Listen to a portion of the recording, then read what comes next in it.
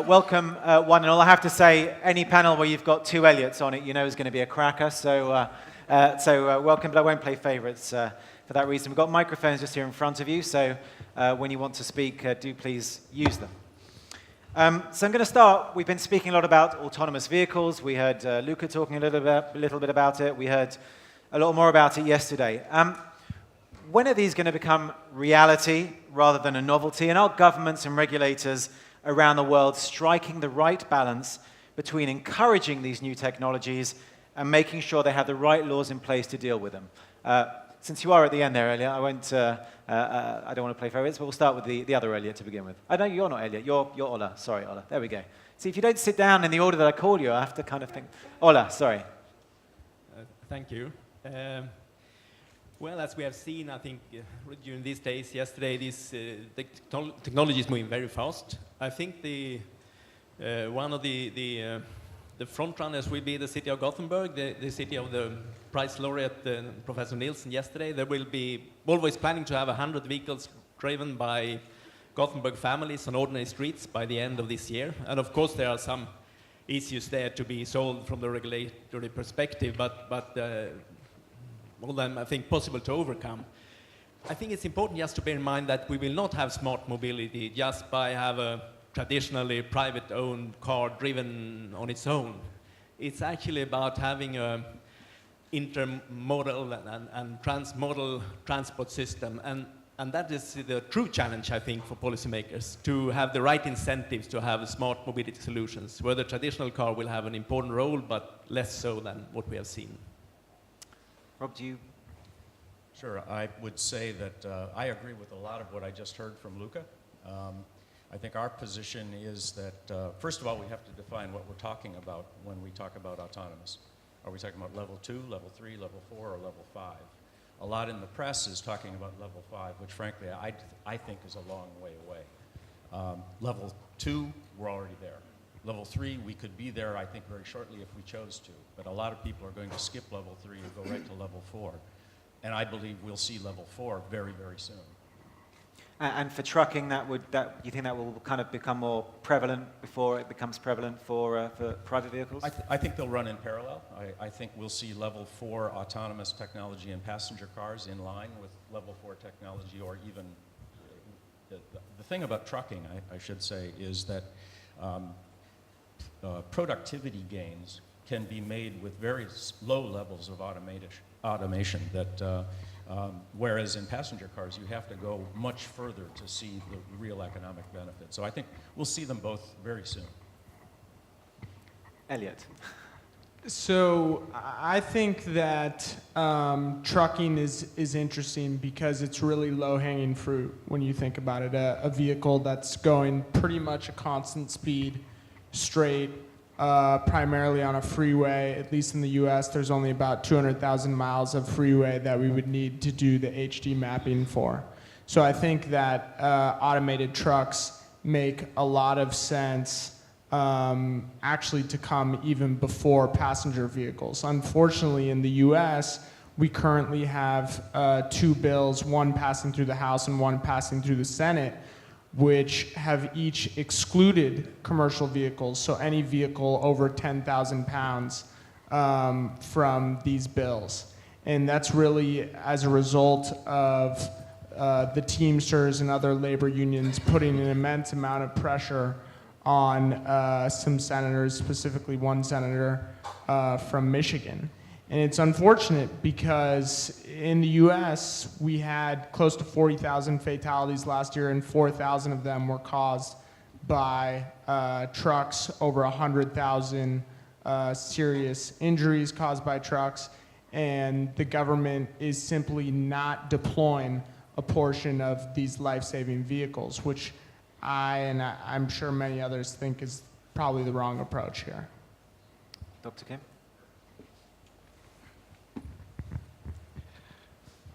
Yes.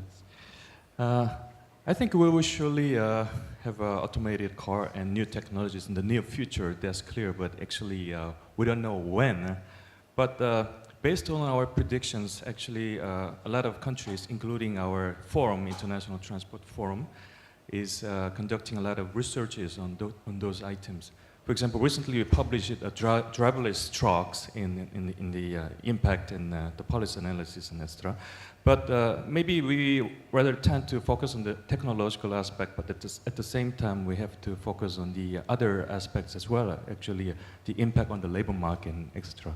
Because maybe a technological aspect can be relatively more easily handled, but the labor market impact, considering the fact that most truck drivers, for example, they are aging. For example, they are mostly between over 40 and 50, and they are less educated, etc. So maybe re-educating them and maybe reallocating the human resource in the society can be a really important issue. So we have to tackle from different angles of approaches as well.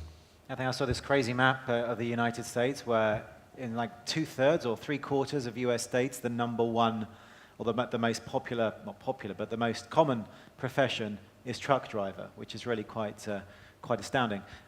Vice Minister, do you have something to come in on this? Just if you allow me to make a step before, in order to be a little bit practical from the perspective of a country like Poland, which has developed enormously since the last 15, 20 years. We have doubled our GDP in the last 10 years, and the automotive sector played a big role in that.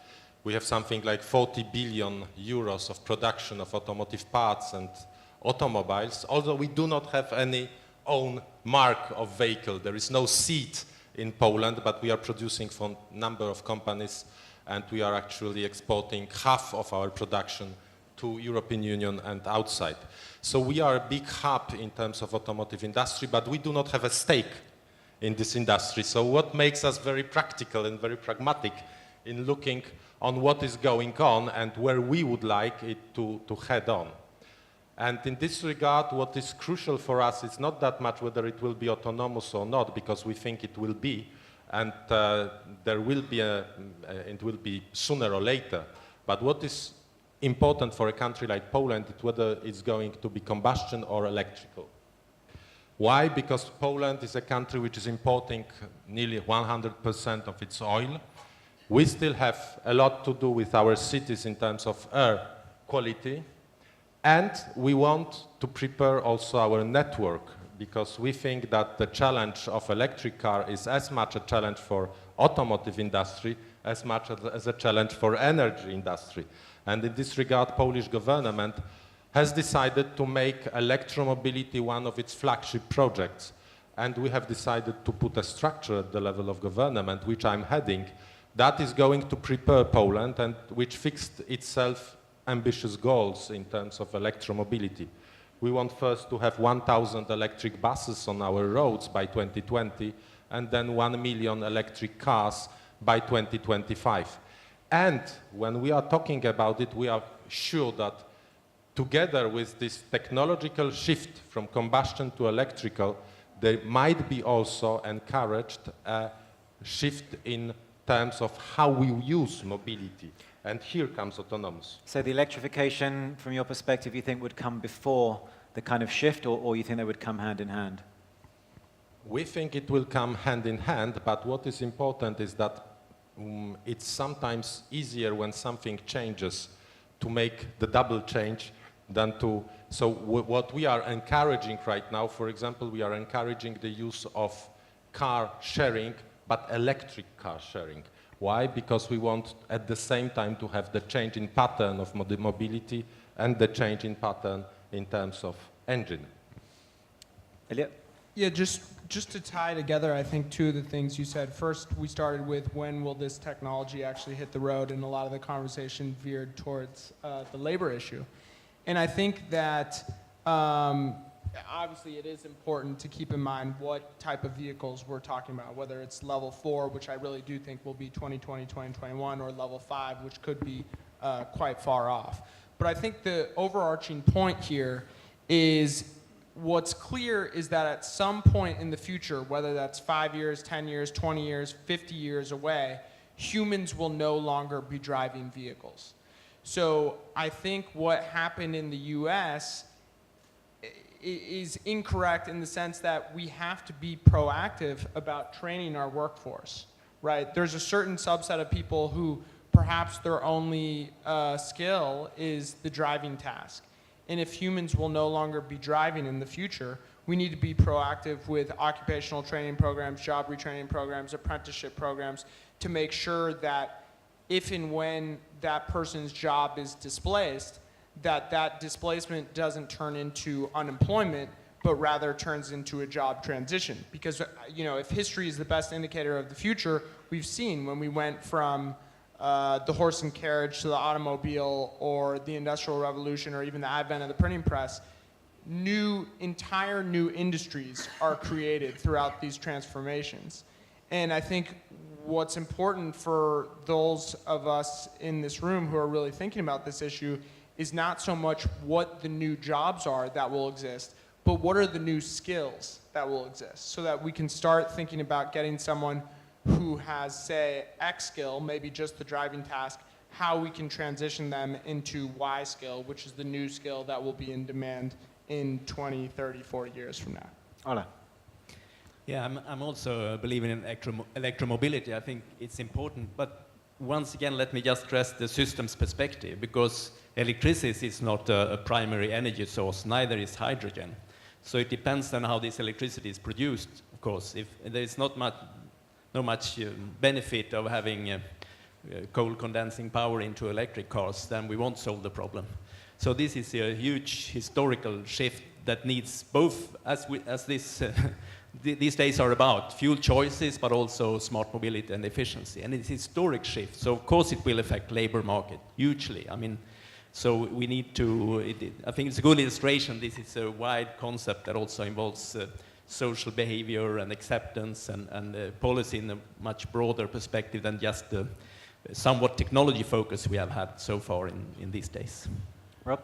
Yes, I just wanted to address one element of this. I can't speak for outside of North America, but within North America, we operate 260,000 trucks in our company. We have a driver shortage, and it's according to the Trucking Association, there's currently a shortage in North America of 500,000 drivers. We have, in long haul in North America, driver turnover is close to 100%. Now, they're not leaving the industry, they're just going for a higher rate.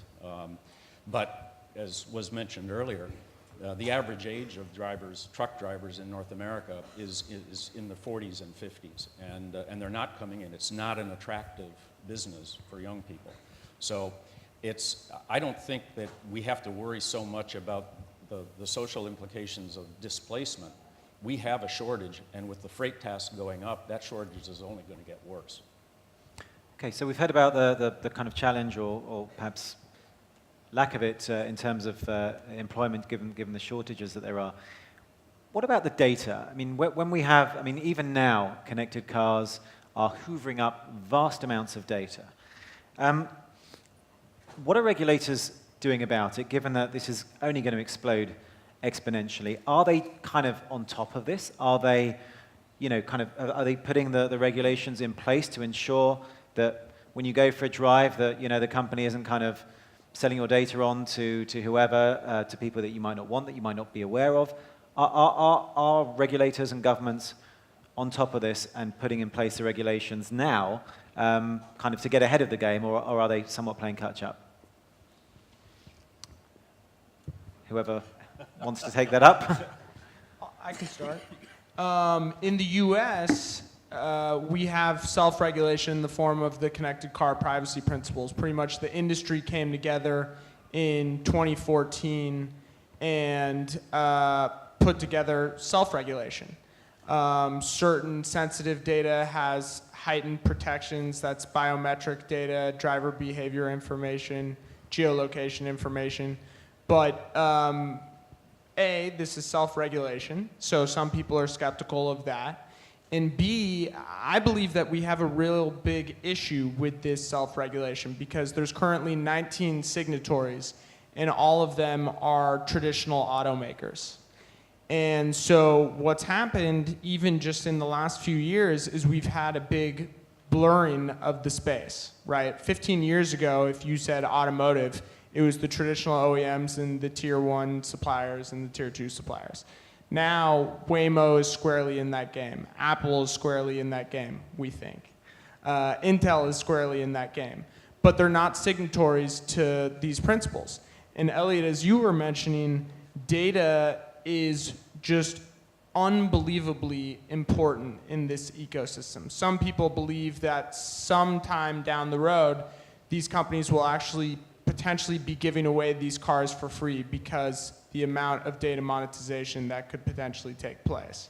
So if you have two companies or a group of companies that are now direct competitors and only certain of those companies are playing by these rules, which would not allow them to collect data at the same rate as other, say, pure play or new entrant tech companies, that's very, very problematic from a competition standpoint. And Micha, in Europe, obviously, they're perhaps a little less laissez-faire, let's say, than in the United States. So one can't really imagine this being allowed to be self-regulating. In Europe, do you get a sense that the governments are on top of this? That's a big challenge for regulation in Europe, and there is a widespread concern in European countries, I think, that Europe has lost the battle of digital. And the fact that Google's, Microsoft's, Facebook's, etc., are all across the Atlantic Ocean raises the question of whether yes or not we are able to be competitive and what kind of next challenge should we focus on in Europe. And there is no good answer. There is no good answer because that's the question of whether yes or not the economy will be vibrant enough in order to create new jobs. And taking into account a country like Poland and coming back a little bit to the discussion about truck drivers, Poland is an important provider of freight and transport services for Europe, European Union. We have hundreds of thousands of drivers running across European Union's countries, and they are very skilled. They are doing great job. But I think that it is important for a government to think about not where the ball is today, but where the ball will be. Taking this football analogy. In a couple of years. So the issue is not that much only to protect existing jobs, but to think about the future ones. And in a country like Poland, where we are starting to have shortages of workforce right now, we have 1 million of Ukrainian colleagues that are coming working in Poland every year because there is not enough working force in Poland. So in this regard, we tend to look at it in an optimistic manner. And thinking about the next, the future challenges. And in this regard, data, that is something which it is still, there is still a hope, there is still a potentiality in data that we are struggling to monetize. But what we know right now is that we must ensure openness to this data. And the question for, again, for a regulator is whether, yes or not, we want to impose some kind of platforms based on administrative regulation, or we want to leave it for the industry. And that's basically the challenge that we are facing. And we, in Poland, we are rather practical. So we say, if the industry can solve it for us, so it's better to leave it for the industry, because that would create jobs, that would create movement in this sphere. And autonomous vehicle is one, but also coming back to electrical vehicle, what is the challenge is this dream again of having vehicle-to-grid communication, that we will be able not only to charge cars with electricity from the network, but also when the network is in need in the peak hours, there will be a possibility to use the cars. I don't believe it in now. For now, it does not work. But what we think may work is to make sure that we have some kind of smart grid network related with charging infrastructure. Because then the charging infrastructure, you can a little bit steer it. Either you can charge cars quicker or less quickly, and you have sometimes some bidirectional issues. So this, in this regard, and I finish with that, that's important to collect data, that's important to allow this communication between charging stations and charging infrastructure and cars, and to be able to imagine new services for energy and transport both. Okay. Ola, and then I think Dr. Kim wanted to come in on that. Yeah, just to add one thing, I think one crucial role for regulators is actually to, as far as possible, see that we will have open or available data, because that is key to these innovations we need for breaking silos and mobility services. Another thing, I realized that there are different traditions on national level on, for example, the thinking of integrity, security is quite different just between neighbors like Sweden and Germany. So I think there is a role for European cooperation and I guess the federal level in the US and global cooperation to also have a, as far as possible, a level playing field in this area. Rob.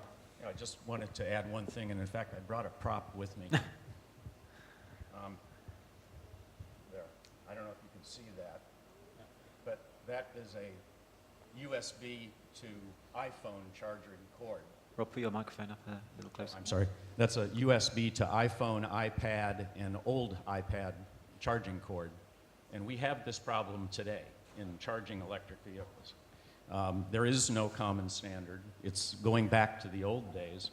And that just exacerbates the problem of not enough charging stations. Because not only do you have to find a charging station, and there are very few, but you have to find one that is compatible with your car, which makes it even more difficult. So if industry either got to the point where they could do it on their own, or if they don't, regulations force them to have a common standard, it would help. Yeah, I want to move on to another subject that I know is close to Dr. Kim's heart as well. Ride-hailing, I mean, that's probably one of the most controversial areas when it comes to regulation. We've seen, you know, it kind of take off almost in an unbridled way, if you like, in the United States, where these companies, whether it's Uber or Lyft, have sprung up. Here in Israel, they have their own champion in Get, which you may have used while you've been here. But in some countries, whether in France or even now in London, where Uber may potentially lose its license, it's obviously become a very hot-button issue, a political issue, especially kind of legacy taxi drivers and our famous London cabbies, for example, very concerned about their roles. There are often restrictions about picking up or collecting at airports and the like. Dr. Kim, do you think that regulators where do you think regulators are kind of taking the best approach to this phenomenon of ride-hailing? I think the title uncertainty is a very right word for today, because actually we are now discussing the fourth industrial revolution. So revolution means something that goes suddenly up to the different levels. Actually, it's quite different from evolution. So maybe we need a holistic approach when he talks about the regulations, because we say sometimes that regulation is bad and deregulation is good, but I don't think so, because recently, just for fun, I found some interesting the cases in the US that there are very weird and strange laws. For example, you should not sing a swimming suit in public. In Florida, it's illegal. And having an ice cream on Sunday, illegal in Oregon. I don't know if it still has an effect, but such kind of regulation, there might have been some background issues and some logics behind them. But I think what is important is that we reformulate the regulation in a right way, in that everyone can agree to accept it. For example, we are now reading, we can read the context of change from a supply-driven market to demand-driven market these days. For example, we can talk about new modes of transport, for example, shared mobility and Uberization, etc. But as long as we maintain the licensing system, for example, the taxi drivers, there can be another issue, the social conflict.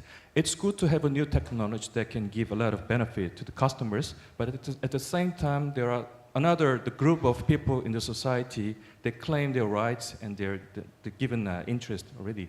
So I think for government, it's really important to make some coordination job between the new technology generated the phenomenon and the existing industries as well. So I think that should be done by the government, but in cooperation with the industry and academia and a lot of stakeholders as well. Elliott? I think, you know, in ride-hailing, it's a very interesting scenario because basically the rules said, at least in the US, clearly they couldn't do this. Their entire business model, not just one company, but the entire industry, their business model was to break the rules and see if, you know, the driving public would like the offering, and they did, and the driving public demanded that the rules change. I think with autonomous vehicles, you're dealing with something a little bit different because it's not as much of a departure to get into an Uber or a Lyft. It's still a human driving the vehicle. It's somewhat similar to just jumping into a taxi, right? When you're talking about getting into a vehicle that may not have a human driving at all, even any other human in the vehicle besides you sitting in the back seat, it's a big departure. And I think one of the problems that is truly one of the biggest barrier to deployment issues, I believe, right now, is public acceptance, right? And so when we're crafting these regulations, some people in the industry say, you know, these are just life-saving vehicles. We should not have any rules and regulations because we're trying to do something that's going to have such a net positive effect on society. I disagree with that. I think that we need flexible regulations in place, similar to the voluntary guidance that's been put out by the Department of Transportation in the US. And the reason I think that's good is because it tells the driving public this isn't just the wild, wild west. There are some rules in place. You should feel comfortable getting into one of these vehicles. But at the same time, it allows this technology, which is truly still in its infancy. I mean, we've come a really long way. I started working on this in 2011, and I'm blown away just by the leaps and bounds in technology in the last 6 years. But it's really still in its infancy, and so we don't want to box the technology in with very strict regulations. So I think it's finding that middle ground is really, really important. Okay, I want to change tack just slightly because there's a couple more topics and we haven't got a huge amount of time left. Moving on to environmental things. You know, Britain has banned all petrol or gasoline and diesel cars by 2040. New cars will not be allowed to have those engines. In Norway, they'll all have to be electric by 2025. In Sweden, if I'm not mistaken, by 2030. And within the next 2-3 years, Volvo, Jaguar Land Rover, we're going to be hearing from Ratan Tata later today, Volvo and Jaguar Land Rover plan to only make hybrid or electric vehicles. Is this a case of companies trying to keep up with the regulators, get one step ahead, or are they just kind of playing catch up? I think, partly regulators are playing catch up. I think as in this transitional period where we are, and we are trying to find this kind of flexible regulations that would allow innovation and at the same time give some steering. I think that targets for ban of fossil fuel vehicles from 2040 it will be too slow, actually. It will come earlier. I think the Swedish goal was actually to have a fossil-independent vehicle fleet in 2030, which is much more, there's something else, the fleet running on the roads, much more ambitious in a way. And I think 2009, when we set it up during my watch in the ministry, it was realistic. Now we have lost too much time in some regulatory issues, not moving on enough fast on it. But we have kind of rephrased that now to a reduction of 70% of emissions by 2030 from traffic.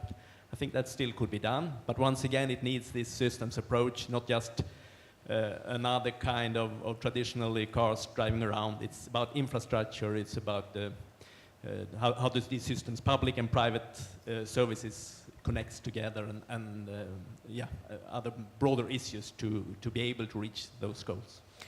Rob, I guess in the United States, probably doesn't apply directly to trucking, which obviously requires a lot longer range, but also you have a president who doesn't seem that worried, let's say, about these things. I think he tweeted yesterday how proud he was that coal production was up 7% or something this year or something. So I mean, is this a non-issue for a big logistics company and trucking company like Penske?